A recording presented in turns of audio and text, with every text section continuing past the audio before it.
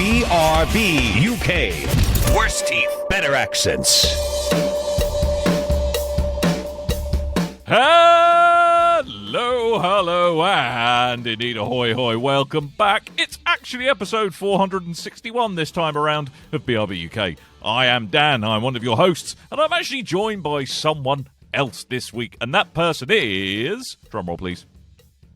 Oh, do we have a drum roll? Yes, we do. God. Coleman. Hi. How are you doing?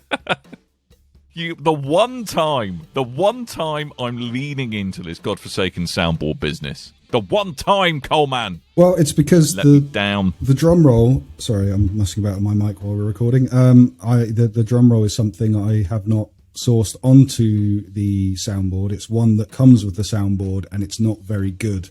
So I always misplace where it is on the soundboard. Can I just congratulate you? That's the coolest story I've heard so far today. I thought so. Thank you. Dan. Yeah, it was great. Yeah. Congratulations.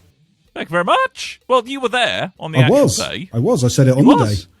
Coleman was custodian of my ring. He had his ring in my pocket. It did. Is that why it fell off? Yeah. Did you secretly switch my ring for one that was comedy large? That's just exactly, so I can have something to talk about in my speech. Exactly what I did at great expense. Yeah, I had Thanks, so I was co-best man, but by that it meant I was ring bearer essentially because I didn't do much else. But it took. I have to congratulate Cole. It took every ounce of his being. Once I planted the idea of what I was, I just tried to get ahead of it. I was like, Coleman, no fucking Gollum impressions, and then clearly that was all he wanted to do for the whole day. No, I know, right? So yeah.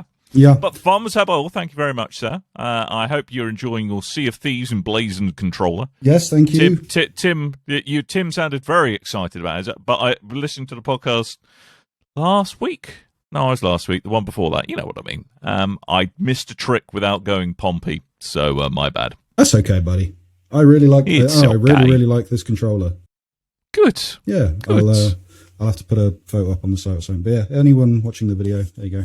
Ooh, purple and blue. Ooh. I do like these custom controllers. Well, you sound like you're having fun without sexy. me anyway. Yeah. Sexy got back. It's a very nice or something. Man, I'm so cool. It was a really good day. But yeah, like I said, as a co-best man, all I really had to do was look after the rings and ferry people back and forth for photos.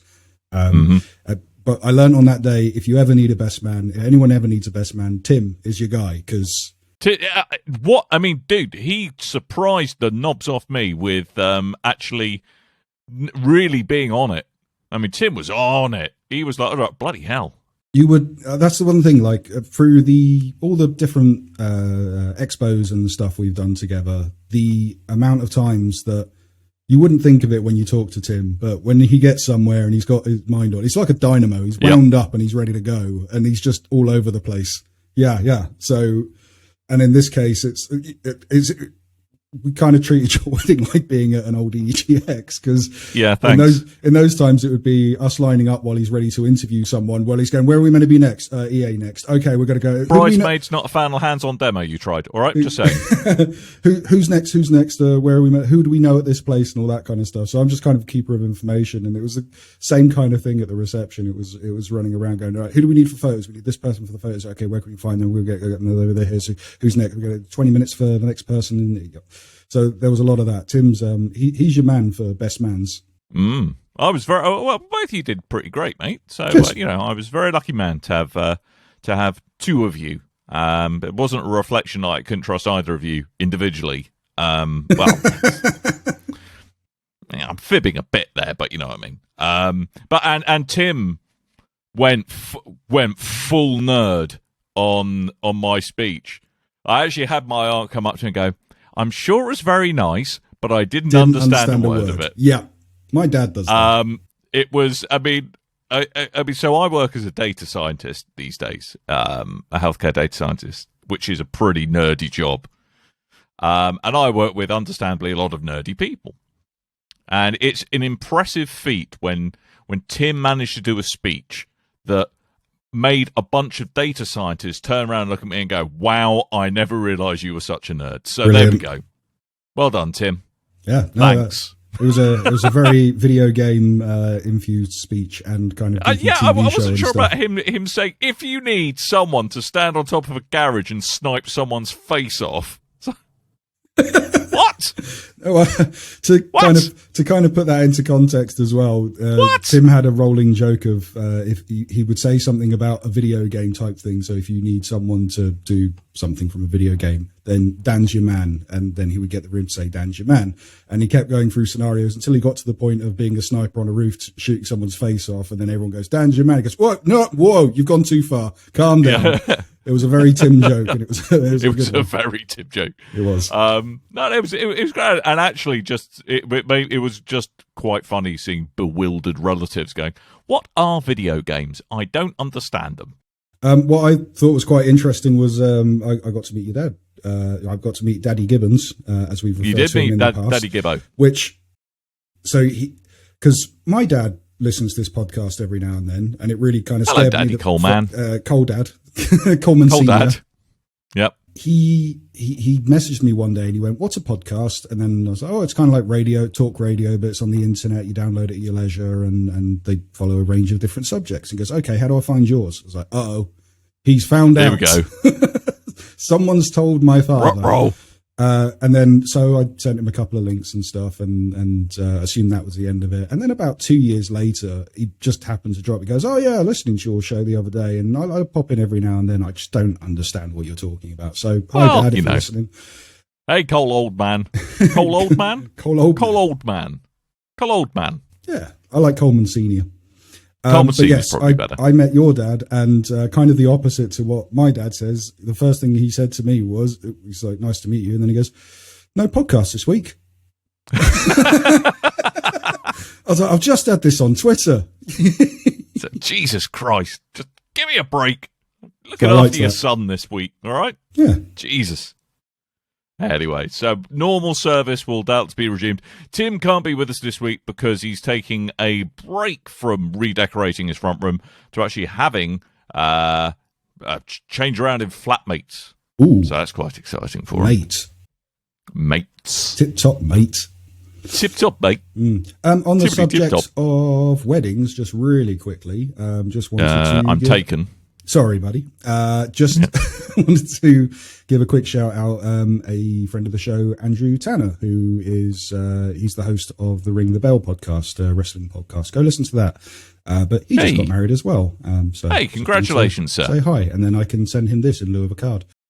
Oh, please tell me instead of I will, it was do you take cement? Oh, yeah. No? I mean, Was that vetoed by management locally? I will have. I've had a lot of stuff vetoed by management in the past couple of weeks. It's a really good idea, though. I'll have to save that one. Yeah. Oh, yeah. Anyway, video games. We've played Yes, them. let's talk about video games. We should talk So about them. I actually have managed to play some video games, which I was personally surprised about. So I've been spending some quality time with Metroid Fusion on Switch. Okay. Tis the new hotness Metroid game. It's not even a Metroidvania. It's just Metroid, and it picks up where apparently I think Metroid this is Metroid Dread. I'm getting very confused. Metroid Sorry. Fusion was Why the previous did I type game. Fusion into the agenda? That's how easy it is to confuse it, chaps. Metroid Dread on the Switch. Sequel to Fusion. Apparently there is a story. Trying to understand Metroid's story is a bit weird. You are Samus, you are a bounty hunter. Samus is a she. Try saying that. Is it Samus She. or Samus? Seamus. Seamus. It's all same. It's all the the Irish Samus. localization. Why have I said Seamus? I don't Jesus. know. The shaman. Ah, Easy God. good, easy good. Ah, hello. Welcome to All Metroid. Let's start that again. Let's start that again. Metroid Dread. Metroid Dread. The fourth where you don't play a chap mainline- called Seamus, you play a lady called Samus. There we And go. it's separate to Metroid Prime, which is a first person shooter. It's a Yeah. 2.3D. 2.5D. Oh, 2.5D. It's a bit like, do you remember sorry. Shadow Complex? You remember Shadow Complex? I've heard many times about Shadow Complex, and I've never pulled the trigger to play it myself. That kind of visual style where it's ostensibly 2D, but with a 3D bit of gussiness around it. Bit of how's your 3D how's your father. So this would be a mainline Metroid title, and it's essentially Metroid 4. Kind of. I've tried to understand this many times. I can't get my head around it. All I know, right? Okay, Metroid, right? Metroids are the little jellyfish thing. Yes. Right? They're bad. I've heard. There's bird dudes and dudettes called Chozos. Okay. They're the birdos. Metroids did some to the Chozos that didn't agree with the Chozos. You had to sort out the Metroids. But then a new parasite turned up that ate the Metroids. But you've got Metroid DNA in you, and now the Chozos want the Metroid DNA. And I'm very confused. That's where we're at, basically. So we've gone from... It's intergalactic Jeremy Kyle. Well, Metroid was meant to be slightly based, very, very, very loosely based off of Alien. Of course, as everything was in the 80s and 90s. And then the idea of having the Metroid DNA within Samus is very kind of Alien 3 Resurrection. Mm-hmm. Which is a terrible movie. Those are both terrible movies. Yes. Depending on which version you watch of Alien 3. Yes. Yes. Yeah. So anyway, the usual kind of MacGuffin of, oh my gosh, you're so powerful. You've landed on a new planet with all your super suit. Oh no, you've got hit in the face. All of your superpowers have disappeared. You better go and find them. Standard. It's that kind of usual Metroid trope, but it is a very, very, very, very, very good Metroid game. It's got a really satisfying progression to it, as you would expect. The one thing that really struck me about Metroid Dread was you actually feel like you are truly traversing properly different areas on a planet, rather than it being kind of subtle differences. It really is like the music. The music is actually really, really good. And the kind of the atmosphere, actually the Switch, they've pushed pretty hard to get some pretty great graphics out of it. It's such an atmospheric game, and it's kind of like really later on kind of gets this fallen Chozo kind of archaeology feel to it, which is quite interesting as, you've kind of, I don't want to give any spoilers, that's the thing, but basically shit has gone down. Chozo's not happy. Parasite X's in the house. Metroids, they're weird. Shoot stuff, unlock stuff, profit. But one thing I will say is there's some real difficulty spikes in this game, and they do come by surprise. I mean, obviously, as you go, you can make yourself more resilient by picking up, not only the powers that you need to kind of essentially unlock new areas, but also the extra health, your missiles, all of that kind of stuff. But the rate at which you accrue new health, more health. Sorry, there's a bit ITV Digital Monkey there. Hey, Monkey, we need more tally. We need more tally. No, we need better tally. It's like that, but with health. You need better health. Coleman's looking very confused. Look, I had a lot of monkey stuff in the early 2000s because of my surname, right? That's all right. It's all right. I'm just having a flashback. It's okay. I thought you were meant to get a little bit older before this stuff starts happening to your brain. Yeah, I know. I mean, give the nursing home a ring early. Just get in nice and early. That's what I reckon. So yeah, but I mean, there's some real difficulty spikes in a way that it takes you by surprise, because as you accrue more health, you think, all right, okay, I can just tank stuff a bit more. But it's not the case. Like, the amount of damage that enemies deal to you seems to increase at a quicker rate than the health that you or the extra health that you've got available to you. So it kind of feels a little bit frustrating sometimes. And some of the bosses, perhaps again it's just me with my aged reflexes these days, but there are obviously tells that you have to learn. Like any good boss fight, you have to watch what the boss is doing in order to try and counter it or avoid it. But sometimes there are just pure, although it says in the many loading screens that we say, hey, look, there's no unavoidable attacks. Yes, their chuffing is, mate, all right? There's definitely unavoidable boss attacks, and you can go from full health to no health literally in 3 seconds if you're not watching what you're doing. So it can be a little bit brutal.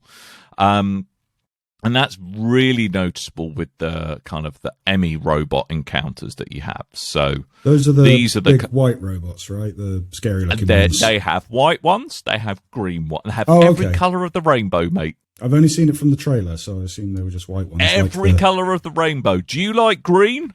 Do you like the colour green? Not overly. Well, there's an Emmy for that. I like purple. Do you and like blue. the colour purple? You like purple and blue? Well, there's a blue and a purple one. Wow, blue and a purple. Yeah, exactly. Game of the year for Coleman. But the basic premise of like the Emmy encounters is that you're underpowered relative to them. With your normal loadout of any of your weapons, you can't do damage to them. So all you can do is avoid them. So that kind of, on the surface of it, sounds like it's going to be a really interesting mechanic in the way it kind of changes up Metroid, where you kind of think, oh, I'm this super soldier, I can just shoot everything in the face and all will be good with the world. But you come up to these enemies where you've got no choice but to hide. But if you get caught by an enemy, which will happen because they sometimes are a bit too good at finding where you are, I would argue. And although they do show their location on your map, the actual little bit of map you get is so zoomed in that you won't see them until they're there. Or if you think, all right, I've got a bit of time, you can't actually work out where it's moving around, and you can sometimes just end up in a world of bad. Now, again, coming back to this, there are no unavoidable attacks. There are some things in Metroid where, like, something's going to melee attack you, you get a little flash, which lets you know, all right, you can counter it if you press your melee button at that point. For most enemies, that's fine. It gives you plenty of time to kind of go, all right, need to press a button. Excellent. But with the Emmys, it literally gives you like a quarter of a second to do it. And if you don't do it, it's instant death.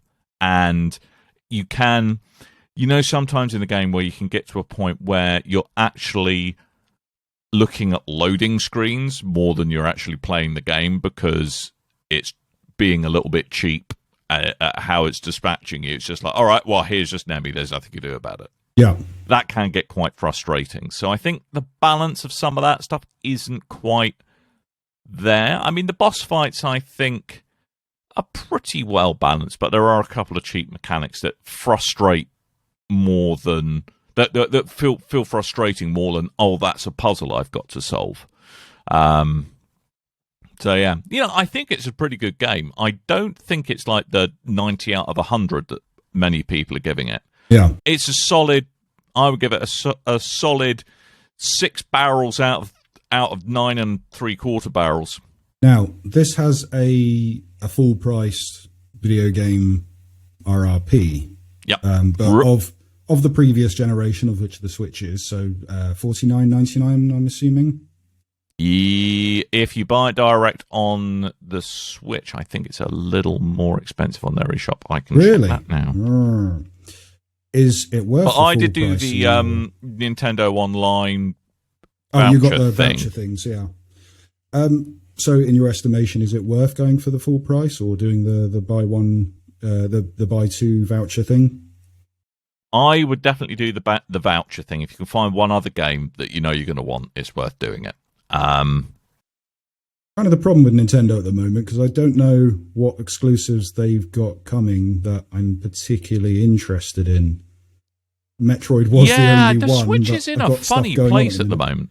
It really is. Literally, my Switch has become my Stardew Valley machine because I've just got into that. But it's I haven't been bitten by that yet. I bought it years ago. I was talking to a mate of mine down the pub, and then he went, "Oh, Stardew Valley, they're putting on co-op for the Switch, and I'm looking forward to that." And I went, "Oh, I'll play that with you," and then bought it there. He goes, "It's not available yet." And then I kind of shelved it and thought I'd come back to that later, and then tried it a little bit and went, I don't get this game. And now I found it's the perfect game for my commutes, because my commutes are very short. They're only like 20 minutes on the tube, less than that maybe. So it's a perfect game to pick up, put down, just gather resources and then play it a bit properly later at home. So that's all my Switch is being used for at the moment. It is a shame because there's loads of games at the moment that I wouldn't mind playing, but I'm playing more stuff on PlayStation and Xbox and PC over the Nintendo lately. Well, I mean, I think if you've just picked up a Switch and you've picked up, we'll talk more in depth about the shenanigans that have been going on with Nintendo Online. But if you've just recently picked up a Switch, just confirm, Metroid Dread is 50 quid or 49.99. But if you do the voucher thing, which I think you get 2 vouchers for 84 quid. Okay. So that's quite a chunky saving. You could pick up, say, Super Mario Odyssey and Metroid Dread for 84 quid, which I think is, that's pretty good. That's not bad value. I mean, Mario Odyssey is one of the best games on the Switch. It's probably my favorite one. And it's just a great game. Just a great game, full stop. I really should look at cartridges, because I keep seeing deals for new games as cartridges, different places where they're vastly reduced compared to the digital version of the title. But I'm really weird about having physical stuff at the moment, even though the cartridges are so diddy. And I only own one physical game for the Switch, and it's Ring Fit, and that's just because you can't buy that digitally, so it lives in the Switch, and I don't ever want to take it out.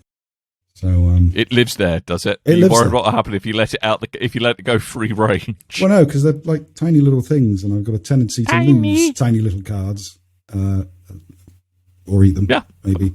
Yeah. I mean, it's.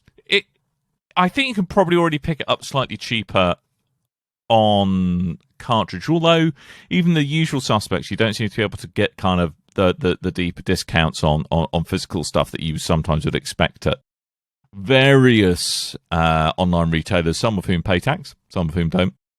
But yeah, not a massive. But I think if you do the voucher thing, that represents a pretty good deal, because you'll definitely find at least one other game that's worth picking up. But for 50 quid in and of itself, maybe a little. It's pushing it a little, I think. It's a very good game, but I don't think it's this amazing, earth-changing, earth-shattering game that many people are saying. I mean, I think that's just a bit of, we haven't had a Metroid for a long, long while, and people are just quite excited to see a Metroid. There is that. If you're prepared to go physical, then it's £40 in most places, like Curry's, Argos, Shop 2. That's about right. 40 quid, I think, is nice price. I would like that price. Good. That's a nicey pricey. That's very good. I've been playing a recent game as well, Dan. Have you? Yes, thanks to the ability of Game Pass. I've been playing Black for Blood?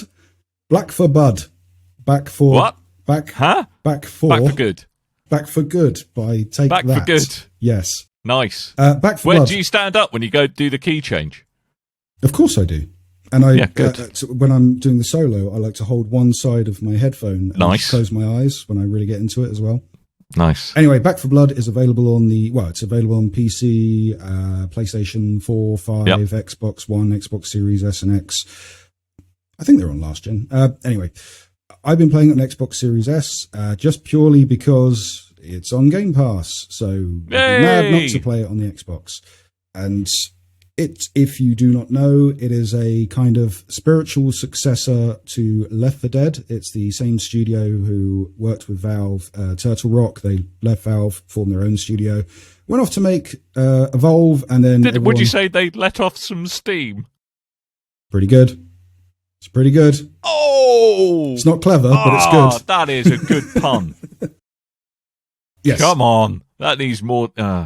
That's good. Carry on. They went off to make Evolve for their sins, which was picked up by 2K, and that meant it was... And nobody else. Absolutely flooded with microtransactions, which was a shame because I really, really liked Evolve. But because of the bad press, it wasn't played by a lot of people outside those that got press copies, I think, and then those on PC when it went free to play later on. But it was completely marred with microtransactions. What Back for Blood is, it's similar to Left 4 Dead, where it's zombies and monsters that you're fighting, just evolved. How original. Yeah, I'm glad they've branched out. Virus mutations of humans that have powers and stuff, and they're big, horrible, hulking beasts, or they're just regular screaming monsters with weird gunk on their faces. And then it's also taken some of the systems of Evolve, where they wanted to take more than just, hey, here's four characters with different abilities, and you can change them up, and there's skill trees and stuff involved to that. What they do in Back 4 Blood, instead of just having 4 characters, I think you get, after you've unlocked everyone, I think it's either 8 or 10 in total, but you get a variety of different characters with different abilities and stuff. But they also have, instead of a skill tree to follow through, which is individual for each character, you unlock cards as you play along. And there are different versions of cards that can give you different things. So it might be more health, more stamina, different types of weapons and things that you can pick up along the way. And those decks you organize into, those cards you organize into decks, which you can then name and put aside. And then when you start a game, depending on the situation, you might go, I want to play the beginner deck. I want to play the hardcore deck. I want to play more stamina, more ammo, that kind of thing. So I'm just trying to think of other games where, so like the skill tree unlocks permanent, but these cards are one-use things. I don't think there is a proper skill tree. I was just using that as an example. Rather than go for a skill tree like they did with Evolve, they've gone for this card system, which works pretty well, I find. You basically get a deck, and then at the start of each... and again, it's done like Left 4 Dead, where it's done in acts and then act structures and stuff. So different scenes. Once you go through a level, you get to a safe room, and then it goes to the next level. At the start of each time, it will take a random card from your deck and go, do you want one of these 5 cards to pick from? You go, yes, I will have more ammo. I will have more stamina. I will have the ability to gain health as my health is critical, that kind of stuff. And that's how it works. You have 2 ways of playing this game, which is either do it single player with bots, or you can play with your friends and randos. I have a question. Yes. Are the bots as dumb as a post like they were? I will get to Left that. 4 Dead. Yeah, I will get to that because playing with friends and randos at the moment, I'm very kind of limited on what I've been able to play because it's been very busy at the petrol station that I work at. Wow! So I've not been playing too many games. The petrol station. Yeah, the petrol station that I work at. How is the Ukrainian-based gas crisis going? It's terrific. Business is lovely, booming good, again. Brilliant. It's all fine. You're doing God's work, Coleman. No panic buying. It's all fine. Anyway, so as you're playing, I've been playing with randos rather than with friends because not a lot of people are playing Back 4 Blood in my circles, even though it is... I'll tell you what, I'm going to go and chuff and download it. Cool. When we're done this podcast, and mate, I will go and download that sucker. It is crossplay, so if you get the PC or the PS5 version instead of the Xbox, all available for us to play together. That's all good. Looks a mercy. Yes, and I find it's very fun, but the problem with playing with randos is they are randos with voice chat. And oh, God. Like, for instance, I decided to pop on a bit last night for capturing some footage, and immediately was greeted to a guy who every other word was N, and a Scottish child, which every word was N, and another child that seemingly wasn't playing the game, was just kind of standing there going back and forward. Now, I don't wish to be a grumpy old... I don't wish to be that grumpy old man, but... It's a very violent game. I mean, when you say kid, are you talking like 10 years old? I am talking like a little child. It's not the game for a little kid. I had this before when I was playing Sea of Thieves, and I got matched up with a child who was seemingly like their dad had put the game on and then just gone, there you go, play this. And all they were doing was walking somewhere or falling off the ship and then going, Dad, I fell off the ship, like that kind of stuff. And this was very similar to that but every time we finished an act, this one person had no kills in any sense whatsoever. So, and that's insane because they just throw enemies at you constantly to shoot at. So I have no idea what was going on there. is it like Left 4 Dead then? They have that kind of director system where it alters the ebb and flow of enemies on each playthrough, or is it a bit more predictable than it's than exactly? Left 4 I Dead mean, was? Left 4 Dead was popular for the director system, and they do the same thing. It's an AI director. If you're finding things too hard, it might calm things down. If you're finding things too easy, it might make it more difficult. If you're just absolutely mowing down enemies and having no problems whatsoever, they might go, okay, we're going to throw 3 mini bosses at you at the same time, or something like that. Oh, that's just a dick move. Yeah, but it's also used for like environments where they might play tense music where it wouldn't play the same on every kind of round. So it's meant to be an individual experience, even though you are playing the same scenarios over and over again, which I like the idea of. The problem with this game, a lot of people have problems with this game where they're saying it's quite buggy and it's not worth full price, which I don't think it is a full price title anyway, and it's available on Game Pass, so I'm very forgiving of this kind of thing.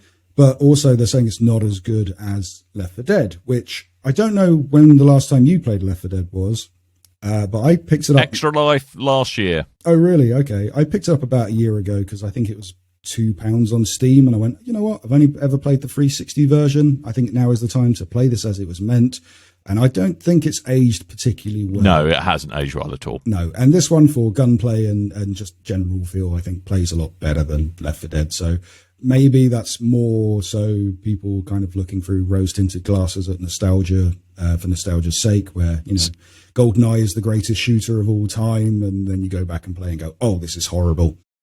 So what you're saying is, if you've got a fist of pure emotion and a head of shattered dreams, you've just got to leave it all behind now. Is that what you're saying? Watch your back for blood.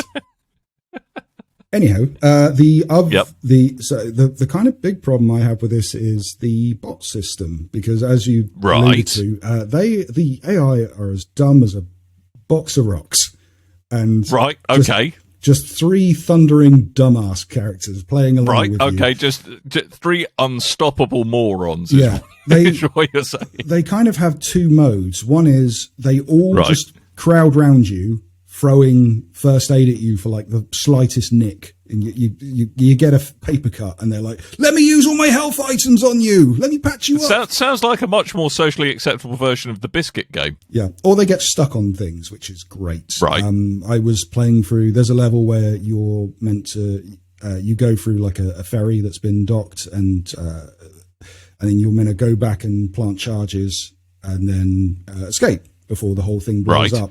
And one character, even though all the characters are just constantly stuck to me, one just went, hey, you know what? I'm going to stick to this wall on the way out, and you won't know till you get out of the ferry, and you've got 11 seconds before the thing blows up. And that's what happened to me in one of my games yesterday.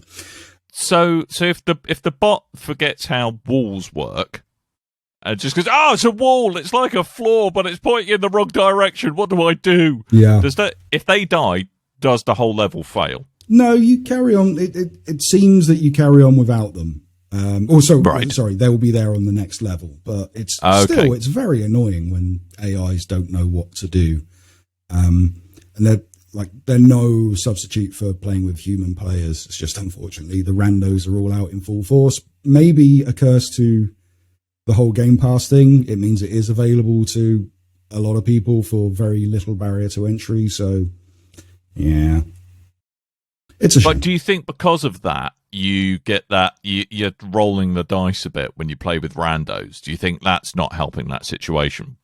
Where it's kind of people just like, oh, I'll just play whatever, and rather than people who have really been looking forward to the game and have picked it up and really want to engage with it as designed. Yeah, I mean, I don't think I would have this problem if I was playing on, say, PlayStation 5, because that would be a full price game for me to play again. I think it's 50 to 70, I'm not sure. But that would be a dedication to buying the game and then switching the crossplay off and then only playing with PlayStation players.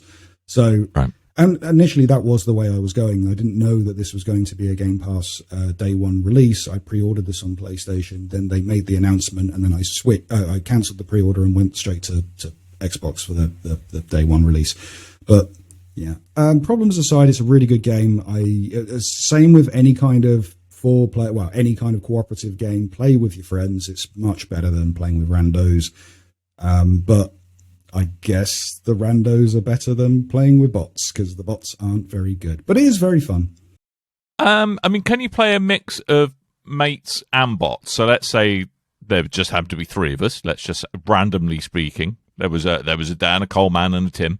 Could we just cope with a bot rather than a one of the great unwashed? I've not attempted that, but I'd assume that's something you can try. That sounds like homework we've just set ourselves. Yeah, we have set ourselves something there. But yeah, it's a good game. And it does that whole thing of there's different things to set off random hordes of zombies to come flooding in after you. So one of my favourite things to do with Left 4 Dead when I was playing with a mate, I'd wait till everything went absolutely quiet and then just accidentally shoot a car with an alarm with a shotgun. And shut the door to the way out. And just watch all these, because I liked watching all the zombies just like flood over walls and through doors and windows. You're a and simple stuff. man, aren't you? Like, oh, look at those zombies. Man, it looks cool. I mean, as rubbish as that World War Z film is, the scene of all the zombies climbing up the dam. That's pretty awesome. Yeah, I like that happening. The problem I had is, I've matured in my age since Left 4 Dead came out, and I now have random children playing the game with me where they will do the exact same thing. Just go, oh, look, a load of birds, let's shoot at the birds. And then they will get startled and attract more zombies over to us. I must say as well, they're not the zombies. They're called ridden, not zombies, but ridden. They're zombies. Yeah, they're ridden with, riddled. Oh, as in disease ridden. Exactly. Not as in I've got a really small man on my back and he's put reins in my mouth and is making me go in a direction, making me run when I don't want to run, and making me jump over a hedge for reasons. And not the Irish term for ridden either. Which, no. Not sexy time, no. But yeah, no. It's a fun multiplayer game. It plays like a new version of Left 4 Dead, and I like it. It's got some bugs to sort out, I think, but otherwise it's still very enjoyable, except for especially for the price of included with Game Pass. It's a bit like that. You sound like you were going to say it would be fun if it wasn't for all the real people in it. Yeah, thankfully they do have the option to, whenever you go into your lobby and you matchmake with people, you just click the left stick and it will mute everyone. Ah, wonderful. That is a feature that needs to be in everything. Oh, and as well, when you load the game up, it pops up like a warning screen saying everyone is being everyone is being recorded. So if you report someone, like assumingly someone says some hate speech or something, it's all there to be monitored already. So that seems to be something that is happening more in online video games at the moment. But this is the first time I've seen an actual warning for it and not a tweet, something in game. Yeah, I mean, I'm not going to get into that debate here. It's an interesting thing, isn't it?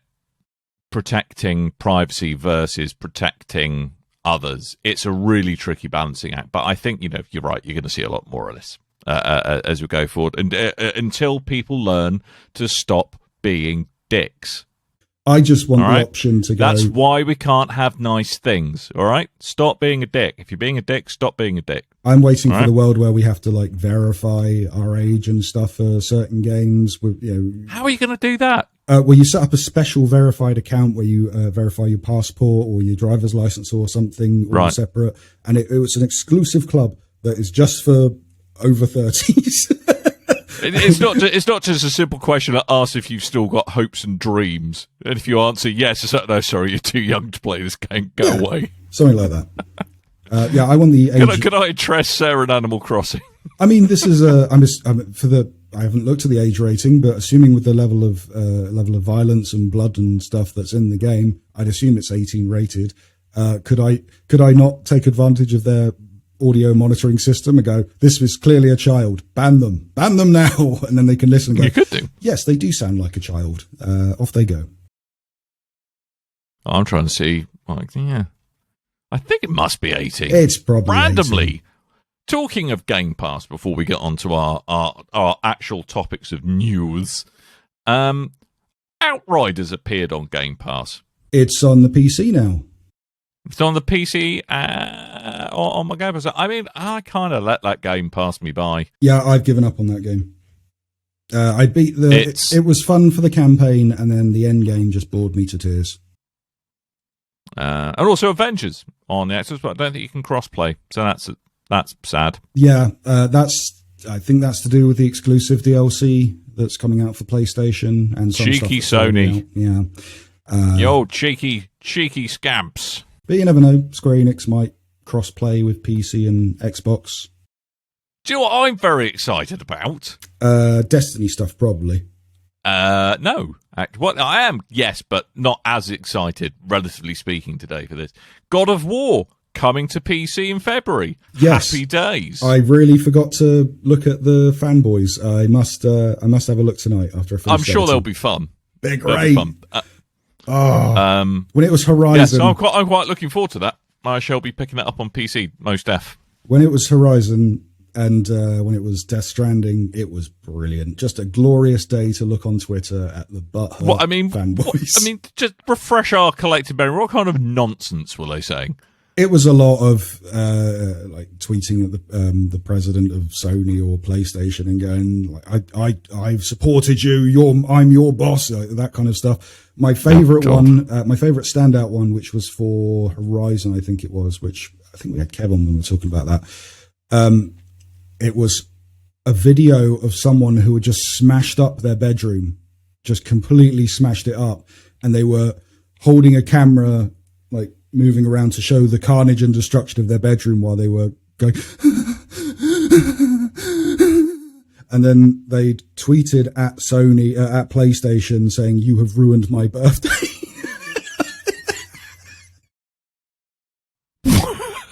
I was like, yeah, this is. What?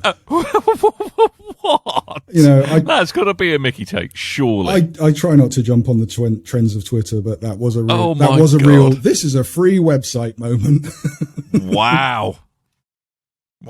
Yeah, I loved that one. So I need to. I'll have to report back next week when I can find more butthurt. Right, there we go. Lovely, good, beautiful. Keeper of the ring once again. Exactly. Thank you, Coleman. Right, topics. Take me through some topics, Coleman. Titillate me with some topics. Okay, so there was the DC Fandome over the weekend, and of course that meant lots of things to do with the DC movies and with TV the Marvel universe. Exactly, the Marvel universe. Dan. Brilliant! DC bringing out a new Spider-Man game. Yes, brilliant. No. So there was lots of TV shows and movies and comics, of course, but we don't care about that because we want to know about the video games. And there were 2 on display, and it was the same 2 as last year, but we got to see a bit more about it. We got a look at Gotham Knights, and they were the guys who did the Arkham Origins game, which was the prequel to the Arkham series, which was a good game and story that was marred by technical issues, unfortunately. And for one particular platform, Wii U, it got the complete raw dog end of the deal where they I've forgotten what an absolute show that platform was for a hot minute. That just reminded me what car crash it was. There was just a point where the developers went, hey, we're not fixing this game anymore on Wii U because we're going to focus on other stuff now. So that was unfortunate. But if you can, I'm sure PC's probably patched to holy hell now. So if you really do want to pay the go do that. Anyway, this one looks good. This is the Gotham Knights. It's a story where you're going up against the Court of Owls, which is a brilliant story if you've not read that in the old New 52s, which is weird to call it New 52 considering that's a cancelled universe now. But the idea is it's a universe where Batman is seemingly dead and has been superseded by his partners. So you've got Batgirl, Robin, Nightwing, and Red Hood.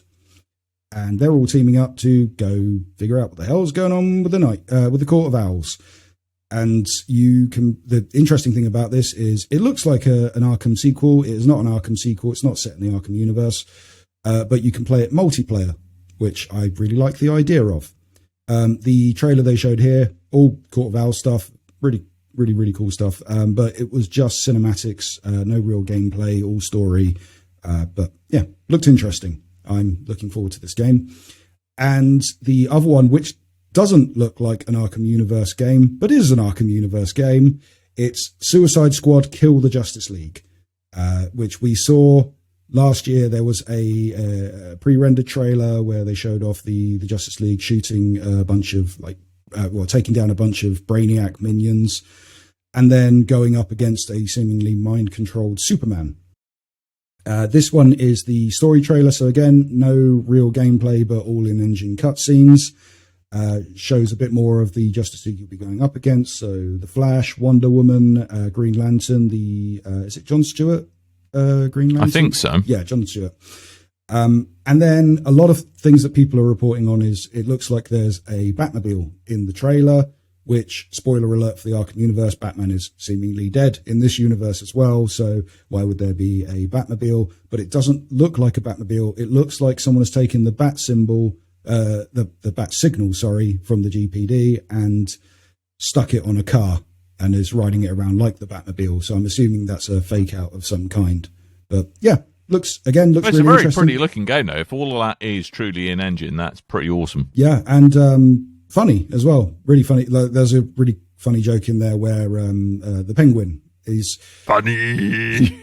Well, they show that all the characters, because the idea, sure, everyone knows Suicide Squad now because of the films and TV shows and what have you. But the idea is the Suicide Squad, they have these kind of exploding necklaces, and they've been captured by a secret organization that then puts them out to go and be heroes for the day or for however long, and then it will take off their sentence in prison, and then they will have the exploding necklace removed and they'll be released back into society.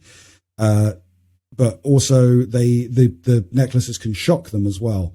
And they show a scene where the Penguin has one of these things on and he can be shocked at will.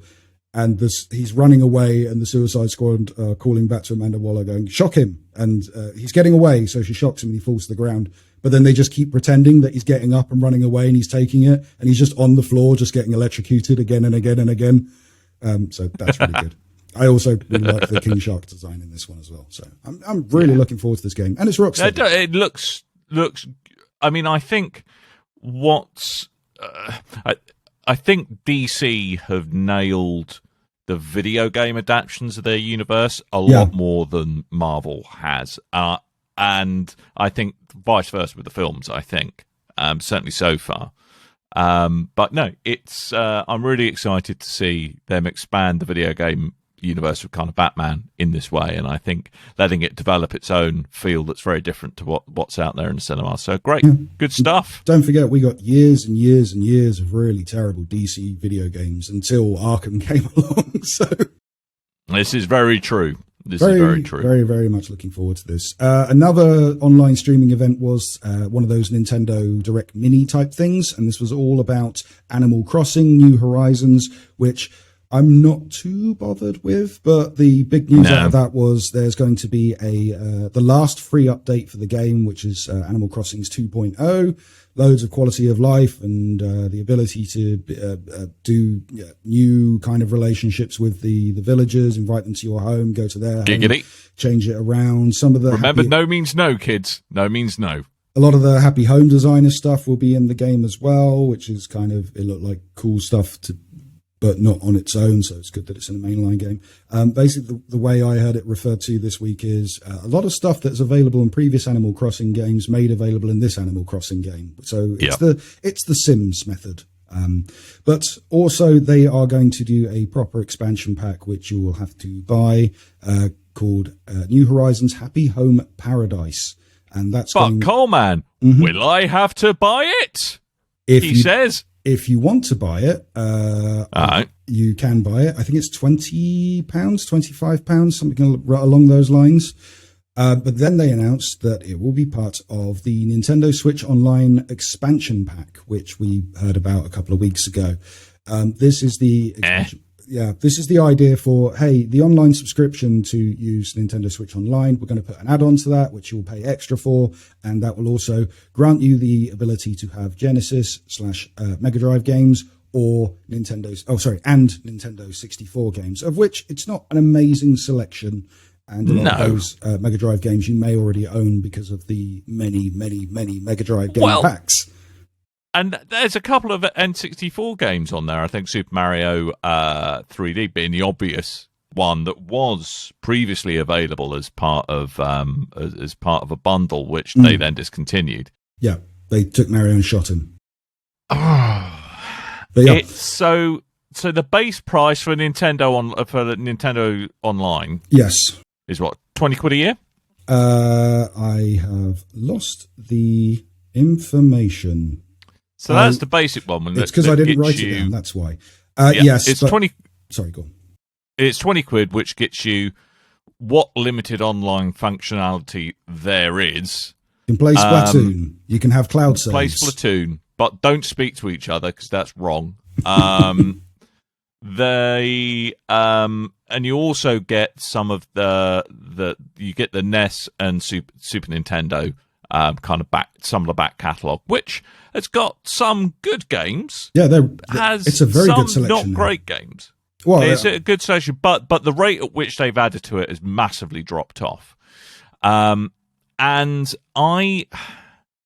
don't know. I think what people are a bit narked about is that you're being asked to pay what now $54.99 a year. Sorry.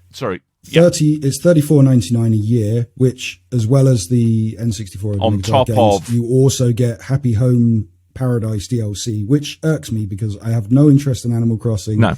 I don't want that DLC. I don't need that DLC, but it's still going to cost me 35 quid a year to have this add-on. I mean, it's been a while since I think we've all collectively gone, you what, Nintendo? I mean, because they've done pretty well with the Switch. I mean, it's a little bit tone deaf from Nintendo, I think. The other thing as well is if you are a family subscriber and you want so this is all stuff that we were talking about a couple of weeks ago, me and Tim, because the details were very confusing as to how this will all work. But if you are a family subscriber, if you want the add-on, it's going to cost you $54.99 a year. And that's a bit that annoys me as well, because I don't have, if you want the family pack, that's a family pack for you and for 8 users altogether, I believe. I just want a subscription for me and for my girlfriend. I don't need to pay that up, but if I get 2 separate, then I'm paying a stupid amount. If I then get a family pack, then I'm essentially wasting 6 accounts. But first world problems, I guess. Yeah, it's a weird one, this. I mean, I think it's just, is this the thin end of the wedge, which is what I think a lot of people are a bit antsy about. And I kind of agree. It's like, all right, are you actually going to kind of piecemeal out what your online offering is? Are you going to say, well, if you want this, you can add, so if you want the very basic stuff, you can do this. If you want this selection of stuff, you pay this, but that is completely separate from this stuff over here in the future that you might want, but, you can't pick and choose between those things. You're going to end up having to essentially buy stuff that you're not going to use. Like you said, I don't give a rat's ass about Animal Crossing. Would you... Does that mean you're getting less value out of it? It probably does. I think it's a very odd model that they've gone for. It's a very odd model. What I'm wondering is, because there's been rumbling since the Switch launched, there was rumblings of GameCube compatibility. So the idea of backwards compatible GameCube titles. I'm wondering if, and also there's been rumblings of Game Boy and Game Boy Advance titles. I'm wondering if like the lower powered console type games will be on the base subscription, and then this is just a theory, but things like hey, we might get Dreamcast games or we might get GameCube games, they will then be on the expansion pass model. Or if we're going to get separate expansion passes for different things that may come along. What I'd be more interested in, though, which might tempt me more into getting this, if they say, hey, we're going to have DLC for the next Legend of Zelda game, but you get it included in your online subscription price, something like that, maybe. I mean, if it was like any first-party DLC you get, then that becomes quite a lot more palatable. But, just knowing how that they were all very excited about kind of the retro game collection initially, and then it kind of, although there are a reasonable collection of games there, I do just worry that what they're offering now is all you're going to get, and that they're not going to add to that catalogue. It does sound very Nintendo. But yeah, that's going to be available on the 25th of October, so Monday. Monday. I'm not getting it. But it's not only Nintendo who have been making questionable online decisions. This is more just, I think, the optics of it are a little bad. But as you know, I play Destiny. Ooh. You may have heard of this game. You've never, ever mentioned it much. Ever spoken about the fact that you like Destiny. I know. So, I mean, I think... Thank you, Orson Welles. I'm so glad he finished his career on a high. Like Raul Jr. Yeah. Wow. You know, those guys, how lucky they were for that to be their parting shot. You know, wow. Lucky. Anyway, so as you know, Bungie is in the kind of cycle of they release one big update to the game every year, and then they roll out little seasons with that. And what, generally speaking, when you buy the yearly update, you tend to get that expansion, the first of 4 seasons. Well, actually, do you even get the first 4 seasons? I think you get the first 4 seasons.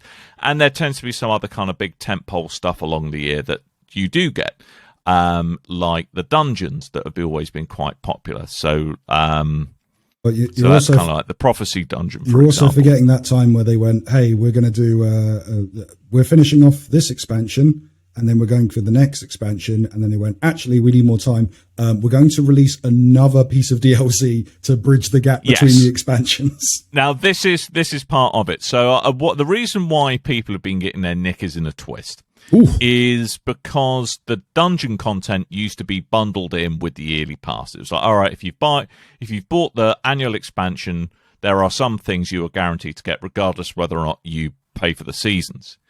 And the way they'd always kind of described, you know, the rise of microtransactions in the game was that, hey, look, that pays for our live game.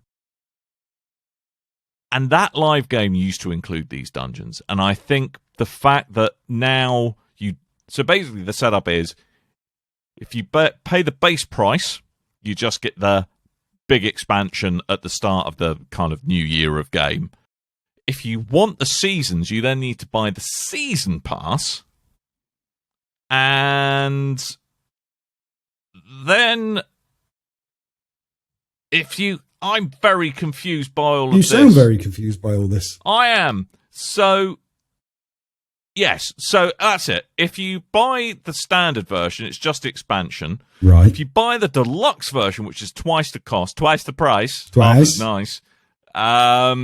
It's the expansion, the season pass, 4 seasons, and 2 dungeons.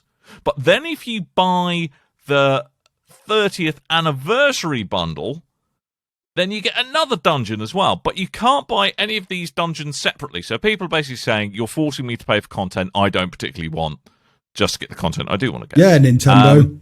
Bungie. Yeah, so it's...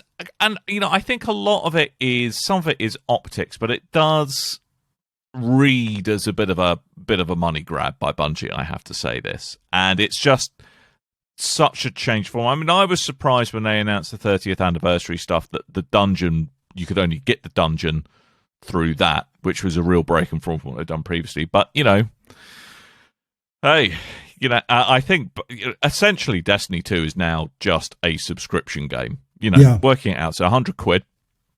Yeah, pretty much is what it comes down to. And, you know, that's not far off paying a tenner a month World of Warcraft. Well, yeah, I know a lot of people that used to take the plunge and do the big yearly pass on World of Warcraft back in the day. So it's not a million miles away.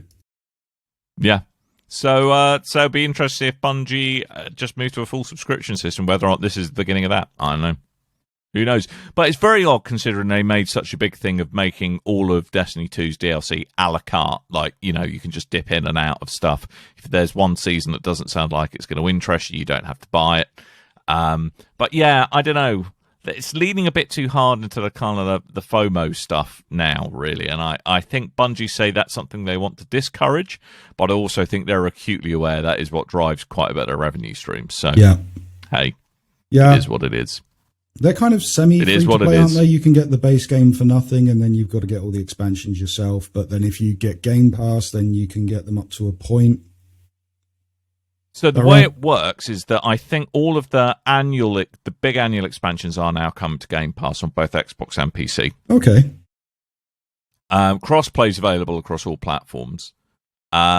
But also, although you need to have a license, be it through Game Pass or the fact that you bought it, right, on each platform you want to play, your season pass is cross-platform. So I bought Yeah, the I remember that season bit. pass on PC, but I can access all of the seasonal content on Xbox. But I can only do that because, thanks to the wonder of Game Pass, I have Beyond Light already offered up as part of my Game Pass. So, When what was I did going to say? it get so confusing? I'm too old for this level of confusion. And I think you told me last time we were talking about Destiny, the crossplay is now enabled on Destiny 2. And it works splendidly well. There's even cross-platform chat, which, per your experience, I leave turned off all the time. I have reinstalled Destiny 2 on my Xbox, ready to go. So at some point we should play that. But we've got so many games to play at the moment. We have. At the moment, it's We just have got so taking many space. games to play. I would install it on the PC and do that again. But Avengers is around. Not Avengers. Guardians of the Galaxy is around the corner, and apparently that's 150 gigabyte installs on PC. So. Yeah, maybe not. That's a shocked looking face if no one's on the video. If no one's on yeah. That is a lot of gigabits. Lastly, this week, there was a company putting two fingers up at my PlayStation, which I found funny, and at the same time, it didn't really work out in the way I wanted. There's a company called D-Brand. I don't know if you know about them. Initially, they were making their own faceplates, and then they had Sony involved saying, hey, cease and desist, don't do that. So they went off and they were, I think they were a different company, or it was a different company that were making these face brand plates, and Sony said no. So they went away, and then D-Brand popped up and went, okay, we're going to make these matte black plates. And they had pre-orders going for a while. They've been around for a little while now. I know a few people that have had their plates that have turned up. And then all of a sudden, last week or the week before, I think, Sony then sent a cease and desist out to them saying, hey, stop it, shut down. We don't want these plates existing. They are encroaching on our intellectual property. Not happy about this. So Are they? Yeah. So they then shut down because they looked exactly like the white plates, but in black. All right. Okay. And well, I think fair enough. I think they said D-Brand on them instead of Sony, but hey ho. Now D-Brand have relaunched with the Dark Plate 2.0, which they've removed the little flares that come out of the PlayStation. They've removed the Harry Hill collar. Yeah, the Harry Hill collar, as you call it. Yep. And I think they've made some. They then put up a picture of the new Dark Plates, saying Dark Plates are back. Checkmate, lawyers. And followed up with a Reddit post to kind of explain further. I don't know about you, Dan, but I think the Dark Plate 2.0 looks infinitely uglier. I mean, it's a bit of a weird looking thing, the PS5. Let's not lie. It is a slightly weird looking console. And I think the black plates look great. And I actually think Sony really played this wrong.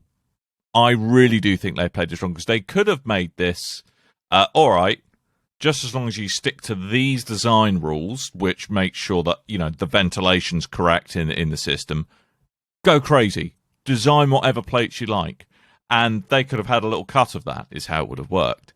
And that kind of allowing people to kind of really customize their consoles would have been a really cool thing to embrace. But instead, it's like, no. Our lawyers say no, because that looks a bit like what we've done. It just strikes me as a very tone-deaf way to deal with this.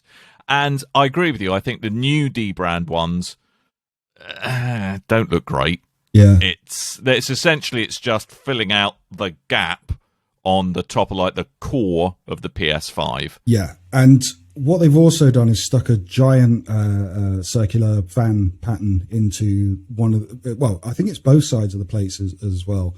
The problem with that is the idea of the lip on the PlayStation 5, the designers, when they were talking about the design of the console, it was made for airflow in such a way to keep the console quiet. So to get around that, the removal of the lip, it looks like they've just stuck a hole in the side of it to allow for air intake. The problem with that is you've now got direct dust in a large area to your fan. So that could be a problem looking forward. But I don't think that PlayStation, because it's very obvious. You can take off the plates very easily. It could be a money spinner for PlayStation to then go, we're going to put out red plates, and because I'd buy a pair of red plates, black plates and blue plates and all this kind of stuff. I think the likeliness is they will save that for special edition consoles, because if you remember the last generation with the PS4s and the PS4 Pros, Destiny consoles, Star Wars consoles, Spider-Man consoles, like Last of Us consoles, they love a special edition console. So they'll probably just put plates in those. Yeah, well, I mean, it reminds me a bit of kind of like what Microsoft tried to do with the face plates back in the day, the OG 360. Oh, the 360 plates. Mm-hmm. Everyone had one of those. But, plates. I don't know. I just think Sony have played it wrong. I mean, the one thing I would say about this, the D brand jobby, is if you are someone who's a bit tight on space in your entertainment center, or just want something that looks a little bit sleeker, actually, it does probably chop off about an inch of height. I thought this too. It does not. I was having a look at the dimensions today because I was looking at the image going, so are you saving any space by chopping off the sides? Because the plates at each side, when you tally it up, it's about a centimetre in total, half a centimetre each side maybe. But the plates still go over that distance as well. Like the sizes are the same. All that is missing is the lip. But that's just going to save you a little bit off the front at the corner. Like nothing else. The same size at the bottom is all the same. You still need the silly stand to stand it up on and what have you. But yeah, the only space you'd be saving is literally a small section of the front at the right corner if you're sitting it flat. Well, what's quite cool though is that you can actually, there's little LED strips in them as well. Yes, you can get ones with specialist LEDs and stuff. Well, are they still doing those? Which is pretty cool, actually. Okay, yeah, because I have seen ones. They've also, they were. I don't know if they're still doing it. They were doing front plate stickers they still are, yeah. Yeah, so you could make the front plate matte black to blend in with the plates. So with the original plates, you could have a full matte black PlayStation 5 and then replace the LEDs to look red. And I was like, there's something very cool about that to me. But I don't like the new plates. No. Well, it's probably the first of many designs. But, just a shame. I'm sticking to this. I think just Sony have dealt with it wrong. It could have been a really cool thing that could be really community driven and could have, earned them a lot of plaudits, I think, if they'd handled it correctly. But hey, Sony being heavy-handed is not new news. It's old news. It's old. It is. So anyway, do you know what else? What else is heavy-handed? What? This segue into the last bits of this show. Ending before the we wrap up. Yeah. Dan, would you like to hear about Geek Out for Gosh? Yes, please. From a man who isn't Tim Hibbs. Okay. Maybe I should pre-record Tim doing this, and then I could play that on the soundboard when he's not here. But yes, Geek Out for Gosh, we do support the beautiful people at Great Ormond Street Hospital and the lovely work that they do for children. And we want to help support them with their own fundraising event, which is very much like the Extra Life events that we like to get involved with. Gaming marathons, which you can check out all about on the gosh.org website, or check out the Twitter handle geekout4, numeral 4, gosh. Go on there. You can find out about people that are fundraising. You can look at how to do some fundraising yourself. If you raise enough money, you can get a t-shirt and a pin that's exclusive and look really cool. And I will stop rambling about Geek Out for Gosh because I will get things wrong about it, and I'll wait till Tim returns to do it properly. Absolutely. But, I mean, have a look, get involved. It's not like you have to commit to a big 24-hour and one-go thing like Extra Life, which is coming up soon. Pro tip: Extra Life, split it into 2 bits, makes your life so much better. But you can just do a little bit as and when, even if you're only occasional streamer. There's nothing stopping you raising money for Great Ormond Street. So do get involved and have a look if it's something that might interest you. So I understand, however, people might have questions. Do people have questions? Before we get to questions, I just wanted to say as well, we mentioned this last time Tim was on, Tabletop Tuesdays are back at Loading Bar, but it's not Loading Bar Dalston, as that bar no longer exists. It is Loading Stoke Newington, which is actually just down it's on the same flipping road, and it's closer to the station, which is really handy because the times they kick off by memory, you have to run to the station to get that last train. So that's a handy thing to have it much, much closer. But yes, we're not holding the events at the moment as part of Big Red Barrel. Tim will be returning to them when he's more comfortable with, the current state of this little disease that has been running around the world. But at the moment, never heard of it. Yeah, at the moment they're doing it in a kind of safe way without Tim coming up and mingling and yelling and stuff. You're making Tim sound like the typhoid Mary of board games. To be fair, no, he's like the greatest showman of board games. Ah, yeah, he's like Hugh Jackman in a top hat singing away. Ah, good. That's a really weird mental image I've got. But anyway, good. You keep that one to yourself, my friend. I will do. Yes. Sorry, questions. Do you like questions? Yeah, give me a question. Excellent. So, we ask for questions from the audience, that being you, dear listener, that is listening to us right now. And you can leave us a question over on BigRedBarel.com in the comments section. Also on BigRedBarel.com, there is a link to our Discord. On our Facebook, Twitter, you can find us at Big Red Barrel, or you can find us on YouTube at Big Red Barrel TV. But also, if you look in the show notes of this here episode, however you're listening to it, maybe you're on a phone app, scroll to the bottom of the show notes. There are links to all our little social medias and Discordsies and things you can find right there. Lordy goodness, that's very organised of you. As well as a link to Geek Out for Gosh, which I completely forgot to mention. That's something I've been doing recently in the last couple of months. But yes, we do have a couple of questions, and they are both wedding themed, just for you, okay. Dan.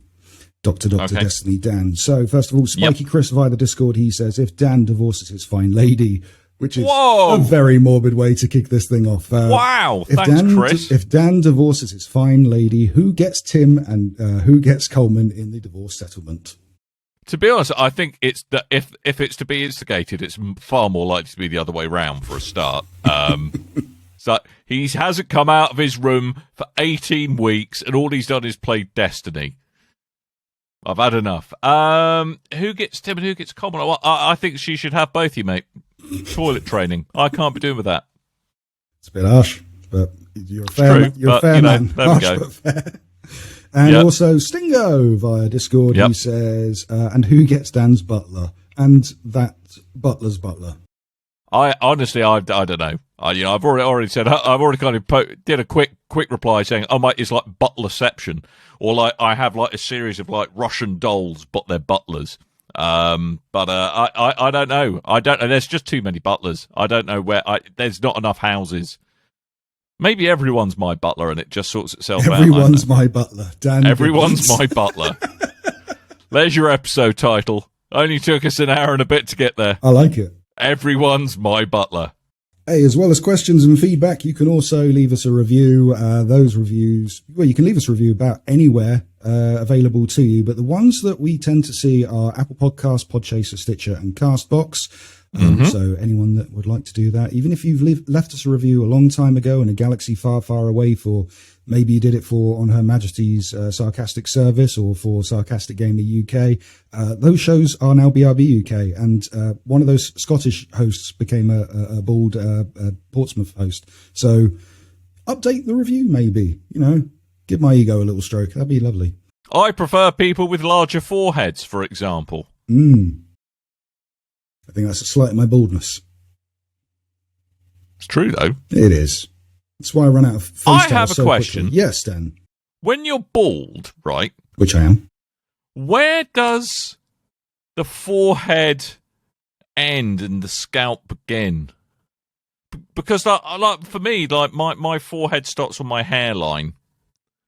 Where my hairline is, let me see if I can feel this, is there. Right. So I do have quite a large forehead. Yeah. But, it's true. If you're a complete slaphead, I mean, is it just like one big kind of gestalt forehead scalp thing? Is it a scalp head? Is that what you got? I don't know. These things bother me. That's all fine, right, Dan. I'll tell you what. These things bother me. Next time we see I need each other, answers. I'll let my hair grow out a little bit so you can see where the hair Please do. is. Just for your own sanity. Okay. Excellent, thank you. That would be appreciated. No If you problem. two were bald, let me know what you call the no man's land between your forehead and your scalp. I will be very interested to know. It's like the perineum of the head. You've been if you've been affected by the board talk of this here episode of Big Red Barrel UK, please. Anyway, I think I've had enough time in front of the microphone for 1 week. So we're going to finish this here show. Thank you ever so much for listening. We always really appreciate it. And as Com said, go to anywhere with BigRedBarel.com in the web address and say hello on our Discord. But we will be back next week, hopefully with a Tim in tow. Yeah. Which should be nice. All right, I'll probably just have a flicking session. Never record my bell in. SOS! There's a joke somewhere about his girlfriend moving in, but I'm not going to go there. Good work. Yes. No! Mm-hmm. So, more of that will return in a non-soundboardy fashion. But he actually only knows about 4 words of English, so that's probably all you hear anyway from Tim. Basically... Anyway, we're going to go now. Coleman's getting far too excited with the soundboard, which means he's getting bored and needs this show to finish. So we're going to finish this show. Thank you for having us in your ear holes. All that remains is for me to remind you that I have been Dan. I have been Coleman. And you've been a listener. Yeah, you have. So until next time, dear listeners, toodle bye.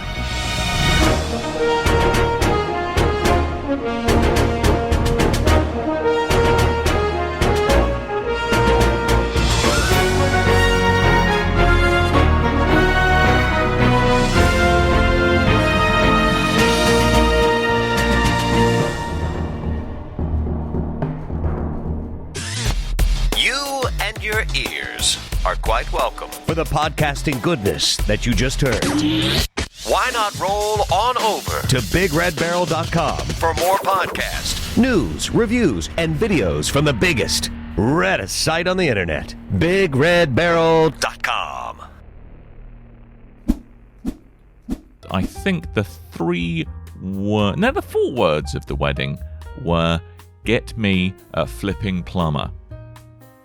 That's 5 words. I apologise. Get me a flipping plumber. We shall share more